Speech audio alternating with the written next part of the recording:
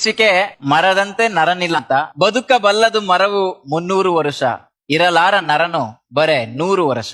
ಬಿಸಿಲ ಬೇಗೆಗೆ ಬೆಂದು ಚಳಿಯ ಮಳೆಯಲ್ಲಿ ನೆಂದು ಕೊಳೆತ ಕಸಗೊಬ್ಬರ ತಿಂದು ಬಾಳುವ ಮರಕ್ಕೆ ಸಾಟಿ ಇಲ್ಲದ ನರನ ಬದುಕಿಗಿದು ನಾಚಿಕೆ. ಇಂದು ಬೆಳೆದಿಹುದು ತಾನೆಂದು ಹೆಮ್ಮರವಾಗಿ, ಬೇರ ನಿಡಿದಿಹ ಮಣ್ಣ ನಂಬಿಹುದು ಸ್ಥಿರವಾಗಿ. ಬಂದ ದಾರಿಯ ಮರೆತ ಮನುಜನೇ ನಿನಗಾಗಿ, ಕೊಡುತ್ತಿಹುದು ಒಂದೊಂದು ಪಾಠವ ಬದುಕಿಗಾಗಿ. ದೂರದಲ್ಲಿರುವ ಮರಕ್ಕೆ ನೀರನೆರೆದವರಿಲ್ಲ, ಮೃಷ್ಟಾನ್ನ ಭೋಜನವ ಅದು ಕೇಳಲಿಲ್ಲ. ಮರಕ್ಕೆ ಮನೆಯಿಲ್ಲ, ಮಲಗಲು ನೆಲೆಯಿಲ್ಲ, ನಿಂತ ನೆಲೆಯಲ್ಲೇ ಸಂತಸವ ಬೀರುವುದು. ಸಂತ ಋಷಿಗಳಿಗೂ ತನ್ನಾಶ್ರಯವ ನೀಡುವುದು. ಎಲ್ಲ ಪಡೆದಿಹ ಮನುಜ ಮರಕ್ಕೇನೂ ಕೊಡಲಿಲ್ಲ, ಏನೂ ಪಡೆಯದ ಮರವು ಕೊಡುವುದನ್ನು ಬಿಡಲಿಲ್ಲ.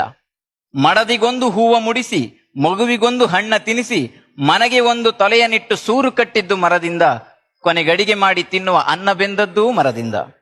ಬಾಳಿನುದ್ದಕ್ಕೂ ಬಲವ ಕೊಟ್ಟ ಮರವ ನೀನು ಸುಟ್ಟು, ತಿಂದ ಋಣದಲ್ಲಿ ಸ್ವಲ್ಪ ತೀರಿಸು ಮತ್ತೆ ಗಿಡವನ್ನಿಟ್ಟು.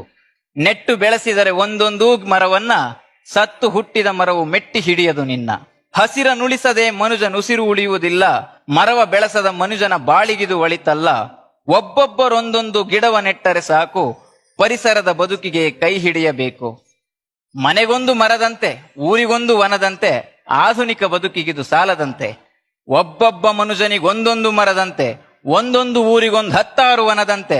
ಬೆಳೆಸಿದರೆ ಪರಿಸರವ ನಮಗಿಲ್ಲ ಚಿಂತೆ.